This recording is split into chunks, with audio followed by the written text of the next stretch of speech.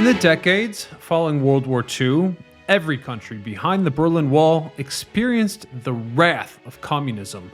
Political systems were transformed into one-party rule, economies prohibited private ownership, and everyone behind the Iron Curtain was isolated from the West. These notions were extremely visible in culture, as once vibrant folk costumes were traded for bland factory uniforms, and quaint wooden houses for soulless apartment blocks. And in terms of culture, perhaps one of the worst things was that centuries of culinary tradition were wiped out altogether, only to be replaced by bland survival food. In many regards, these replacement foods are still commonplace, but as more zesty dishes arise in Eastern Europe, you have to wonder if those bland foods of yesterday will disappear altogether. Either way, today we will rediscover those fading tastes of a challenging time.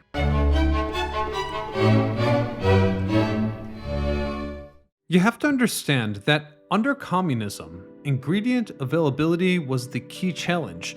Going to a shop meant waiting in lines for hours, if not days, to choose from a limited assortment of rationed goods. The stores were state-owned, with unfriendly service and a very limited variety, and what you could eat took cue from this environment. Let's focus on pre-war urban Poland as an example. Back then, you had a wide availability of exotic dishes associated with cultures ranging from the Middle East to the Mediterranean. But if you fast forward to the post-war People's Republic of Poland, citizens were limited to root-based plants, vinegar, and simple meats. I would start with peeling potatoes and just letting it boil. It's going to take some time. And this part is not going to be so much different than all over the world, because you have mashed potatoes literally all over the world. I remember the stories of older people asking when I was a kid that the factories were working full steam. So where is the food? What's happening to the food? That was a rather big mystery. I guess that they were just going somewhere east, west, everywhere, but they certainly weren't coming to the local shops. The other thing that I suspect that the communism may have removed is this big ethnical variety, because, since so many people were either misplaced or sent somewhere away, they were sent with their customs and with their culture and cuisine, and the dishes were just permanently removed from the culture. The concept of breaded and fried meat in European cuisine dates back to the 19th century, particularly in Austria and Germany. The term schnitzel refers to a thinly sliced and breaded cut of meat, which is typically made from veal or pork. The most famous variation is the Wiener Schnitzel from Vienna, Austria. Legend has it that it was brought to Vienna by a field marshal who had tasted a similar dish in Italy. This dish was adopted to many different cultures globally, with Americans and their chicken fried steak, or Koreans putting their own twist on the dish. However, in the context of communism, the fried cutlet was popular for its affordability, familiarity, and ease of preparation.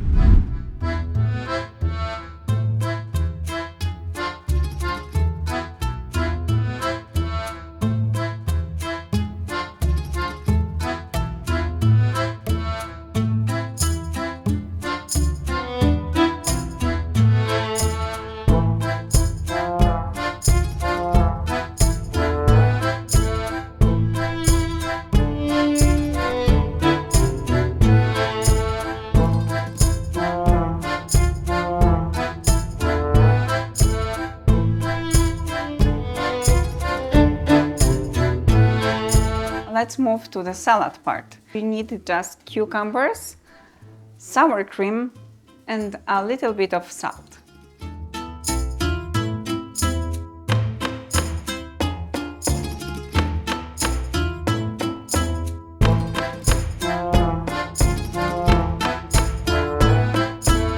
Here's the ready cucumber and sour cream salad. So you add a little bit of butter, a little bit of sour cream or milk, and you just use some equipment to mash it. That is very interesting. When you try to recreate the recipes, sometimes the biggest obstacle is that we are just using such a different tools. So let's combine this together to make actually this fried cutlet meal. A little bit of whisked potatoes. You see, that's called innovation in the kitchen. And some miseria. That's the name for it. And voila, that's the most common communist dish. I should mention that there were restaurants in communist Europe. Many were state-owned and operated. These establishments were often run by the government and were intended to provide affordable meals to the general population. They were known for offering standardized, basic, and relatively inexpensive food options. In other words, food was not entertainment. People would eat out in pragmatic situations, such as worker canteens, student cafeterias, hotel restaurants, and food kiosks, a type of fast food equivalent with sausages, sandwiches, and pastries. In very rare instances, you might come across an ethnic restaurant within an urban center, but generally, elaborate food was reserved for state banquet halls and enjoyed by officials and foreign dignitaries. Hypocrisy during communism was amazing. Imagine this: for the communist elite, or those with access to foreign currencies, the food choices in communist countries were greatly widened through the black market and a few state-owned shops that accepted foreign currency. High-quality spices and seasonings or exotic fruits and vegetables could all be made available for the right price. And in my opinion, this really underlines the absurdity of the situation. Consider this: common citizens basically ate nothing but small amounts of bland foods based on root plants and grains. They were so desensitized to flavor that when oranges would be imported once a year for Christmas, they became one of the most coveted presents to be exchanged. And then, towards the end of the communist times, when McDonald's appeared, customers literally arrived in their church clothing to eat a hamburger and French fries. A notion which I suppose says it all. I wanted to point out, because I was watching behind the camera when you were whisking these potatoes, that is something special about people who grew up in a communist place, is that you had to learn to improvise and work with what you had. You hear about people replacing car parts with like refrigerator parts, for example, just to make the car run. So a limit in resource kind of maximizes creativity. Yeah, I'm glad that I didn't hear about this car and fridge part. Yeah, that's...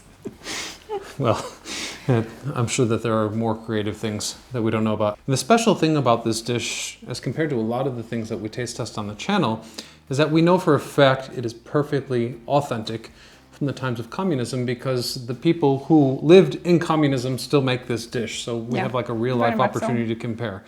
And with that, thank you very much. It's incredible. It's actually pretty tasty, despite of the fact it's fried. Every time. In spite of the fact that it's fried, I mean, that's why it tastes good. And the other thing that's surprisingly intricate about this kind of meal is how the flavors all twist together nicely. So I'm not sure if that's how you're supposed to eat it, but I like to have some cutlet, put a little cucumber on there, mix it up, and it enhances the flavor. So fortunately for you, there is no protocol how to eat it. You just eat it because that was workers' food. But as I said before, it was more like an elegant dish to celebrate something. So what are we celebrating today? We're celebrating the fact that I'm an American in Europe who's learning to have very good table manners from his lovely European bride. Good luck with that. By not eating with his mouth full.